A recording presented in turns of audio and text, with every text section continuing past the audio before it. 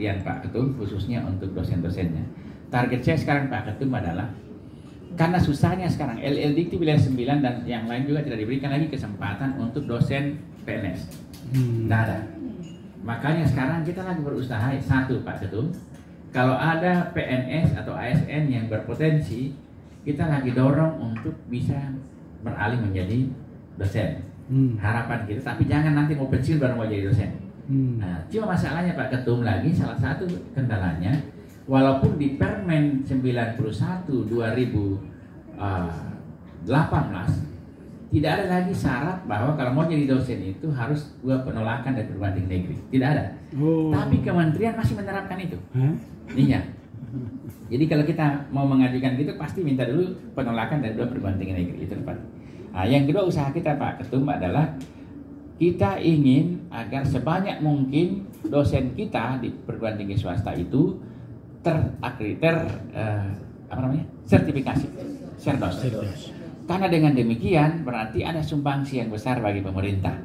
Dan ini akan sangat meringankan bagi PTS yang sedikit mahasiswanya. Karena mereka punya dosen yang kemudian tersertifikasi sehingga penghasilannya itu tidak lagi di bawah UMR. Kalau Permen 7 2020 mau diterapkan di tahun depan ketat, maka hampir setengah dari perguruan tinggi yang ada di Sulawesi itu akan kena sanksi sedang karena tidak mampu membayar dosennya sesuai dengan peraturan pemerintah. Peraturan pemerintah dalam hal ini adalah harus sesuai dengan minimal UMR. Nah, bayangkan, masih banyak sekali perguruan tinggi yang tidak bisa menggaji dosen UMR. Nah, harapan kita kalau dia Serdos itu akan terpenuhi sehingga tidak mendapatkan sanksi. Jadi Pak Ketum ini sengaja sampaikan supaya tolong dipikirkan untuk membantu teman-teman perguruan tinggi di luar Jawa itu. Saya yakin betul bahwa di Makassar saja, di Sulawesi saja begitu Pak Ketum. Bagaimana kalau ke timur lagi? Iya. Bahkan di barat pun saya yakin masih begitu juga. Yang di Jawa itu sudah enak. Karena di Jawa itu Pak Ketum, biar orang miskin dari Sulawesi pergi kuliah di Jawa, di PTS di Jawa, mau berani dia bayar mahal SPP-nya. Iya. Berani sekali orang Bugis itu. Biar dia miskin-miskin, pergi kuliah di Jawa, diminta SPP 7 juta per semester, dia mau bayar. Tapi kalau di sini Pak Ketum, jangankan 7 juta, 2 juta aja udah demo. Iya. Sekarang ini baru UMI yang sudah berani pasang SPP mahal dengan Unibos. Iya. Di atas 3 juta itu yang saya tahu baru di UMI dengan di Unibos. 5 juta. Iya. Rata-rata Pak Ketum di bawah 2 juta. Iya, SPP-nya.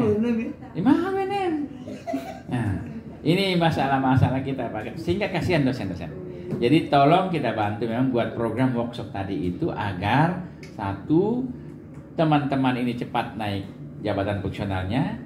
Karena Pak Ketum di 2019 kami kebanjiran permohonan untuk jabatan fungsional lektor dan lektor kepala.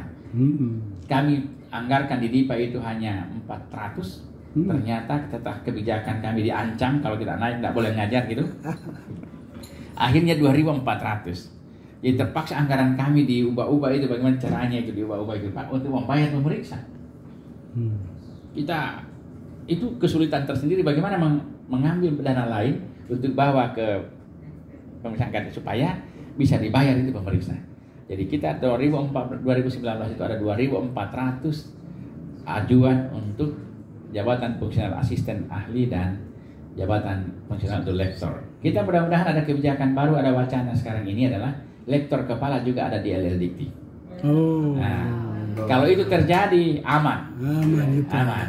Karena kita akan pakai jurus, kalau perlu istilah Pak Tono itu jurus super mabuk begitu, untuk bagaimana mendorong agar semua orang memenuhi syarat untuk lektor kepala. Bukan tadi, pokoknya super mabuk dia bilang. Pakai jurus super mabuk supaya teman-teman bisa. Nah, kemarin diwacanakan juga guru besar, saya bilang jangan guru besar dibawa ke daerah, marwahnya kurang. Ya, lebih baik dapat di Jakarta, tapi tadi itu nggak apa-apa, jurnal harus banyak, tapi tidak harus Scopus dan seterusnya. Itu. Nggak apa-apa jurnal. Masa juga profesor nggak pernah publikasi? Saya juga lucu kalau profesor nggak pernah publikasi. Tapi jangan harus di jurnal atau WOS itu jangan. Pokoknya internasional jurnal lah. Iya. Apa susahnya sebetulnya gitu Pak Ketum? Terima kasih Pak Ketum sudah hadir di sini dan sudah ada nanti workshop tadi dengan apa itu? Ketuanya S1, S2 dan atau S3. Dengan demikian saya kira masa mau jadi guru besar belum membimbing 80 orang S1. Saya juga kira itu pun yang agak ketat itu adalah bagi yang masa kerjanya di bawah 20 tahun. Di atas 20 tahun itu sudah ada banyak pengecualian yang akan diberikan. Saya kira sekarang memang kita lagi mendorong. Saya sampaikan kepada Pak Ketum sekarang ini, di wilayah 9 memang kita lagi berbenah diri karena kita ingin menghilangkan stigma bahwa wilayah 9 itu PTS yang paling banyak masalahnya. Nah, itu memang sekarang masalah kita. Saya tadi ketemu dengan anggota dewan, dia bilang kenapa itu tidak mau dipanggil macam-macam itu perguruan tinggi untuk anak-anak kita yang DO. Saya bilang, Pak Dewan, tolong dicatat. Kalau ada perguruan tinggi yang mendeo mahasiswanya itu sangat terpaksa untuk PTS. Ya. Karena PTS sadar bahwa sumber keuangannya dari mahasiswa. Ya. Jadi kalau mereka skorsing atau DO itu adalah the last choice, memang pilihan terakhir. Mereka sangat butuh mahasiswa. Tapi daripada merusak, lebih bagus diberikan peringatan. Bahkan perguruan tinggi kita masih sangat moderat. Mereka ada yang diurus untuk pindah dan seterusnya.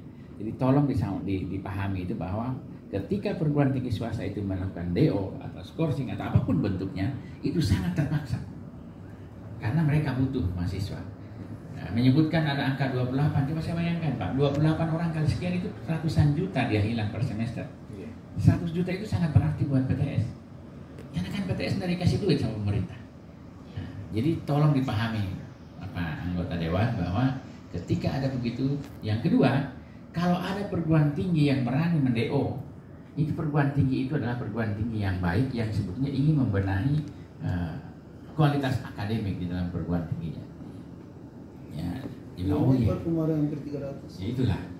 Jadi dia bilang, oh yang informasi begitu yang kita butuhkan. Saya bilang, iya, nanti saya akan audiensi. Pengurus yang hadir pada hari ini, yang saya muliakan dan saya banggakan. Pertama-tama, mari kita memanjatkan puji syukur kehadirat Allah Subhanahu wa Ta'ala atas rahmat, hidayah, taufik dan perkenannya, sehingga pada siang hari ini kita diberi kesehatan dan kesempatan untuk melakukan pertemuan.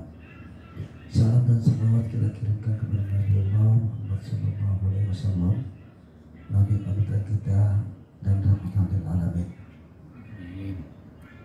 Pertama, saya menyampaikan permohonan maaf dari Bapak Rektor sebagai Ketua Umum ADI Provinsi Sulawesi Selatan tidak bisa bersama-sama dengan kita pada siang hari ini karena beliau ada tugas yang tidak kalah pentingnya di Jakarta.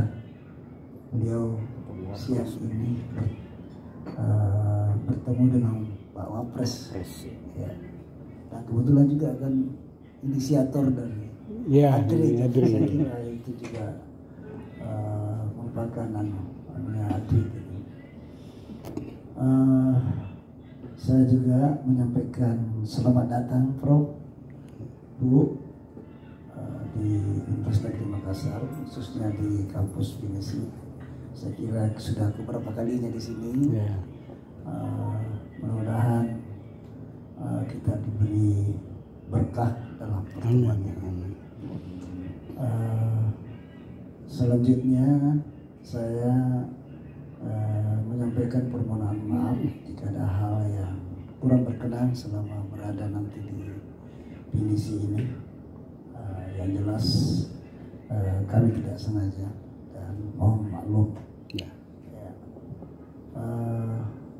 Saya juga berharap agar pertemuan kita ini bisa memberikan suatu rekomendasi atau suatu keputusan yang sekalipun ini hanya mungkin singgah sebentar Pak Ketua, tetapi bisa membawa manfaat buat kita semua yang ada di